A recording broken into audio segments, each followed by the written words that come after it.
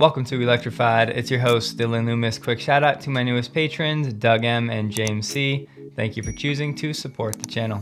So first up today, Elon's really doing it, saying Cybertruck will be waterproof enough to serve briefly as a boat so it can cross rivers, lakes, and even seas that aren't too choppy. And he added, it needs to be able to get from Starbase to South Padre Island, which requires crossing the channel. So this right here is exactly what Elon has in mind. Here in these red pins, we have basically Starbase. So Elon's saying he wants to be able to go from Starbase to South Padre Island, which is right up here.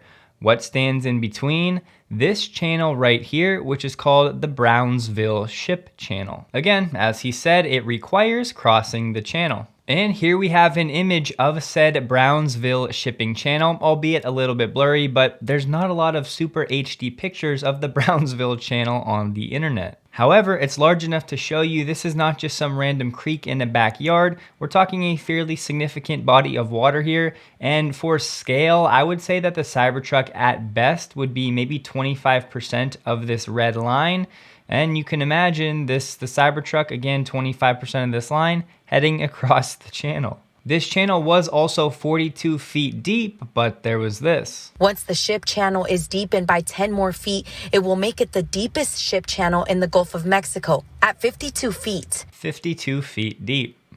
Honestly though, in situations like this that clearly do happen, it would be pretty nice to have a vehicle capable of something like that. And Elon's response to anybody saying that driving an EV through a puddle is like dropping a toaster in a bathtub, he said, submarines use electric motors underwater. Next up, at the time of recording so far today, Tesla stock is down about 6%. Now, ordinarily, I don't care about daily price fluctuations. However, in this case, I think we can actually learn something from what's going on. 193,000, John. 193. Economists were looking for 215,000. So this was well short of estimates, actually the lowest number since April. So as you allude to, we aren't really seeing real pain in the labor market yet. This is probably not the kind of data the Fed really wants to see when it is trying to engineer some more slack in the labor market. First, you heard the Bloomberg reporter mention adding slack to the labor market as being the Fed's goal. So a tight labor market is when there are more jobs available than there are workers looking for work.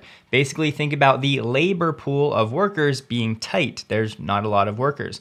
Of course, on the opposite, slack in the labor market would be more available workers looking for less available jobs. That would be a loose labor market. Tight is also synonymous with robust, as you hear in these different reports. So as you heard this morning, we got the initial jobless claims report. Now, most analysts were expecting between 215 to 218,000. The actual, much less, 193,000. The initial jobless claims report is just telling us how many people have filed for that week for unemployment benefits for the first time. And if you see continuous jobless claims, that's just how many people are continuing to receive unemployment benefits. Now, you may be saying, well, Dylan, isn't a low number for jobless claims a good thing? Because that means there's not a lot of people that are filing for unemployment, people looking to work but can't find it. Ordinarily, yes, but this is where we can learn something. Remember, the Fed's dual mandate is maximum employment and stable prices. So here on this chart, we have the inflation rate as the blue line, and we have the unemployment rate as the orange line. Now, this is going back to 2010, so this data is somewhat compressed.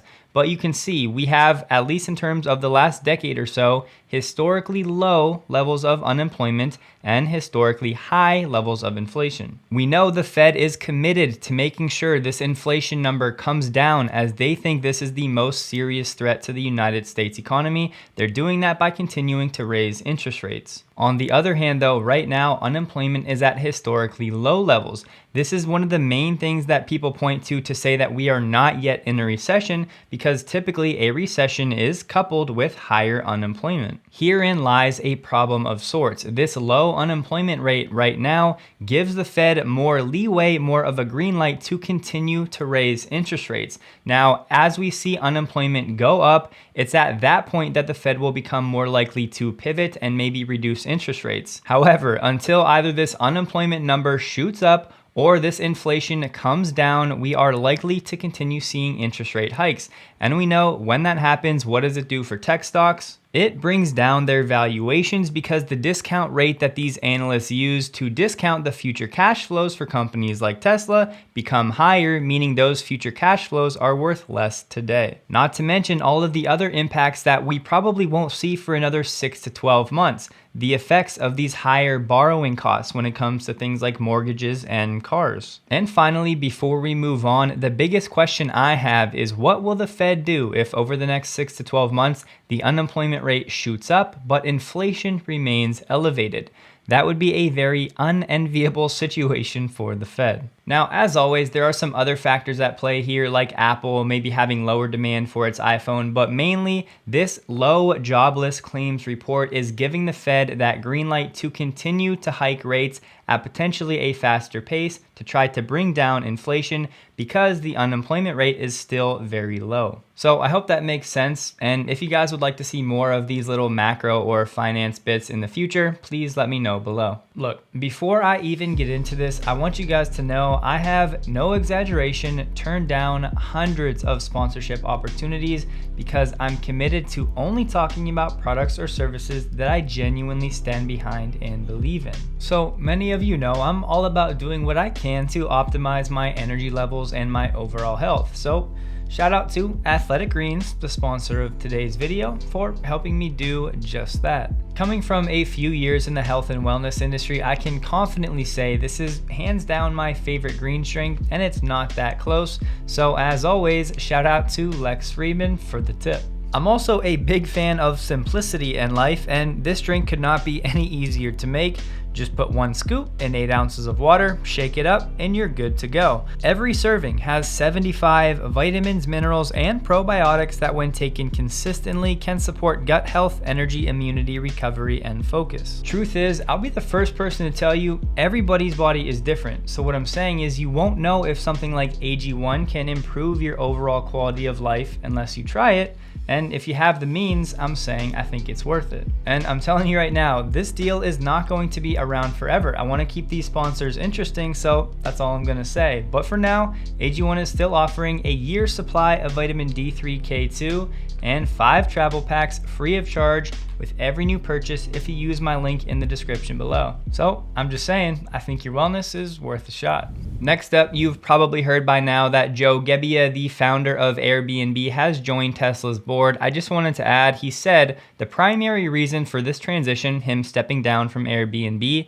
is that that's the only company he's ever helped to build, and his brain is bursting with more ideas to bring to the world. And quickly, in case you're not familiar with what the board of directors does, specifically at Tesla, they have different basically subcommittees, one of which is the sustainability committee. They bring together the information for Tesla's impact report and then present that data to the board for the board to ultimately review and approve. The board of directors also reviews the effectiveness of different priorities, initiatives, and programs, evaluates the corporate governance structure, practices, and policies for the company, considers the shareholder feedback. So as everybody now knows watching Tesla shareholder meetings, when shareholders have the option to present proposals, the board is responsible for reviewing said proposals, and they identify and evaluate candidates for re-election to the board. And the latest edition of Joe Gebbia takes Tesla's board back to 8 members. Shifting gears back to EV land, we have Berlinergy on Twitter sharing an update on this fire recycling situation at Giga Berlin. First, the cause of the fire, still unknown. Second, now we have the State Office for the Environment ordering Tesla to shut down the recycling center and all its facilities.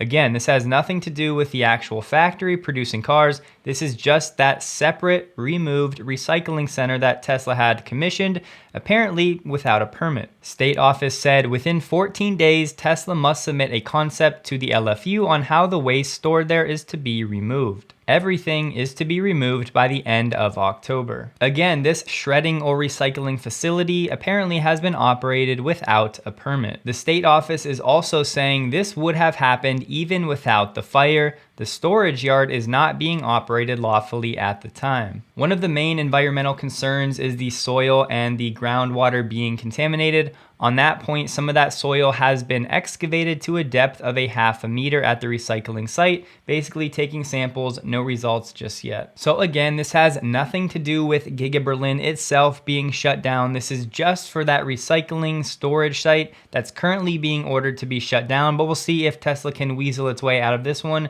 maybe get a permit or talk to the authorities. We'll wait and see. Next up, we have a new note from Piper Sandler on Tesla stock, bumping down their price target from 360 to 340. However, they said they've been getting a lot of questions about Tesla in China and of course this demand situation, to which they said, number one, we see no evidence of market share erosion in China. Any changes are likely due to Tesla's own build rates, the capacity expansion, and should the market share begin falling, Tesla can easily emphasize exports and or cut average sale prices. This should sound very familiar. They've also reduced their Q3 estimate to 354,000, putting them at 1.36 million for the year. Here we have some updates from Elon on AI Day. I think this is perfect for me. It's definitely a splash of cold water on my face for the upcoming AI event. First, he said, note, this event is meant for recruiting AI and robotics engineers, so it will be highly technical. Again, that's why I said the other day, I know most of it will be right up here. He also said, as well as advanced chip and supercomputer engineers for next-gen training and inference. And in response to Steven's tweet about what he's expecting for reactions to AI Day, which was actually a pretty funny tweet, but in case you guys have kids watching, I won't put it on the screen.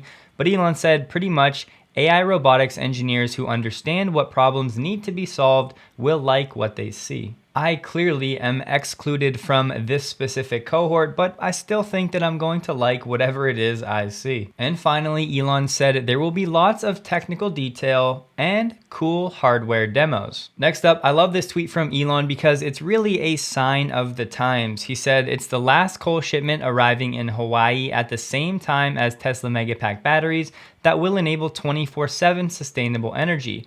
What's also cool is already Hawaii has deployed the highest level of solar per capita in the country. And of course, pairing that with battery energy storage is the way. Here we have yet again Apple changing the number of drivers in its car fleet, apparently trying to be like Tesla.